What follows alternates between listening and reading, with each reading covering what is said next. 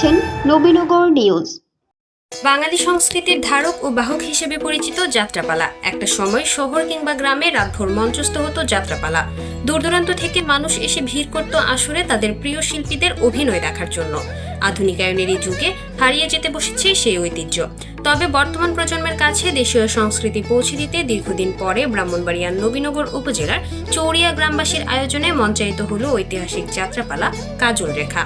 মঙ্গলবার 8 এপ্রিল রাতে উপজেলার সাতমোড়া ইউনিয়নের চৌরিয়া দক্ষিণ সরকারি প্রাথমিক বিদ্যালয় সংলগ্ন মাঠে উৎসবমুখর পরিবেশে এই যাত্রাপালাটি মঞ্চায়িত হয়। যাত্রাপালা শুভ উদ্বোধন করেন এলডিসি গ্রুপের কর্মকর্তা মোহাম্মদ আলমগীর হোসেন। বিশিষ্ট ব্যবসায়ী মোহাম্মদ সাইফুল আলম ভূঁইয়ার সভাপতিত্বে যাত্রাপালায় প্রধান অতিথি হিসেবে বিএনপি নেতা কাজী নাজমুল হোসেন তাপসের পক্ষে উপস্থিত থেকে বক্তব্য দেন নবীনগর পৌরসভার সাবেক মেয়র মোহাম্মদ মাইনুদ্দিন মাইনু। আমার চুমিলা গ্রামের ছাত্র ইউনিয়নবাসী এবং আমার জীবনপুর ইউনিয়নবাসী অত্র এলাকার বিভিন্ন এলাকার জনগণকে আমি আবারও সালাম শ্রদ্ধা জানিয়ে এবং আজকে যে নাটক কাজল রেখার যে যারা এই কমিটি যে আজকে সুন্দরভাবে একটি মঞ্চিত হতে যাচ্ছে, আপনারা সবাই আমাদের এখানে প্রশাসনিক বাইরে আছেন, আপনারা যারা আছেন সবাই যার যার মধ্যে আপনারা গান দেখবেন এবং নাটক দেখবেন। যাত্রাপালায় প্রধান মেহমান ছিলেন তরুণ রাজনীতিবিদ ও সমাজসেবক আবু হাসনাত আলম রাজীব ভূঁইয়া। সৌদি আরব প্রবাসী মোহাম্মদ আবদুল্লাহ আল মামুনের পৃষ্ঠপোষকতায় এই সময় প্রধান আকর্ষণ হিসেবে ছিলেন মালয়েশিয়া প্রবাসী মোহাম্মদ ফরহাদুল ইসলাম। শামসুল হক রচিত ও আলাউদ্দিন নসু পরিচালিত ঐতিহাসিক যাত্রাপালা কাজল রেখা মঞ্চায়নের সার্বিক তত্ত্বাবধানে ছিলেন যাত্রা দলের সভাপতি মোহাম্মদ আশরাফুল আলম ভূঁইয়া, সহসভাপতি মোহাম্মদ জয়নাল মিয়া, ম্যানেজার মোহাম্মদ রুবেল মিয়া, কেশিয়ার মোহাম্মদ মনির হোসেন, কাকন ফ্যাশন লিমিটেডের ব্যবস্থাপনা পরিচালক মোহাম্মদ ওয়াদুদ সওদাগর, ওমান প্রবাসী শাহ আলম ও সৌদি আরব প্রবাসী মোহাম্মদ রাশেদ।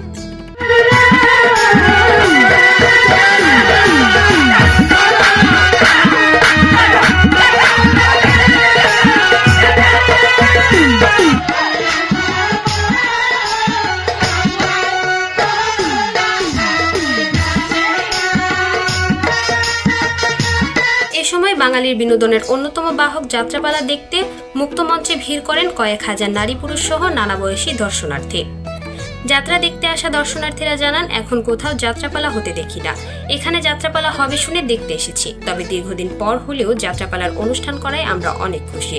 তারা আরো বলেন, যাত্রাপালা বাঙালির সংস্কৃতির একটি অংশ, কিন্তু আধুনিকায়নের ফলে এটি হারিয়ে যেতে বসেছে। বাংলা সংস্কৃতি ধরে রাখতে আগামীতেও এমন আয়োজনের প্রত্যাশা করেন তারা।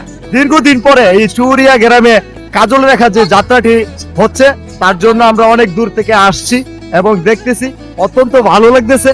অনুষ্ঠানটা হয়েছে আমার থেকেও ভালো লেগেছে, কোন আনন্দিত, অনেক দর্শক আছে, সবাই অনুভব করছে। দীর্ঘ এক যুগ আগে একবার যাত্রা হয়েছিল, এবার আবার যাত্রা হয়েছে। আর যাত্রার মাধ্যমে আমাদের মানে রাজা প্রজাদের যে শাসনামল ছিল, সেই শাসনামল আমরা দেখেছি।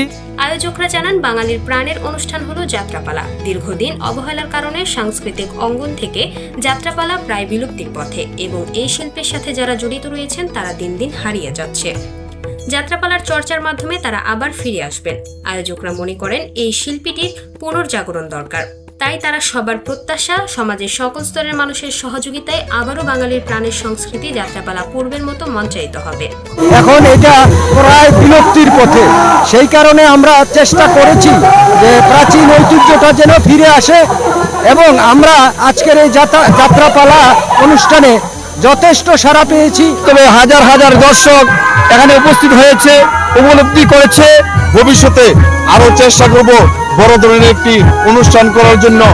যাত্রা শিল্পীদের অভিনয়, সুর, ছন্দ ও নৃত্যের মূর্ছনায় বাঙালি সংস্কৃতির ধারক ও বাহক হিসেবে পরিচিত যাত্রাপালা যাত্রাপ্রেমীদের মনকে আনন্দিত করবে যুগ থেকে যুগান্তরে, এটাই প্রত্যাশা সবার। নবীনগরের চৌরিয়া থেকে ঘুরে এসে নিজস্ব প্রতিনিধি কাউসার আলমের পাঠানো তথ্যচিত্রে নবীনগর নিউজ।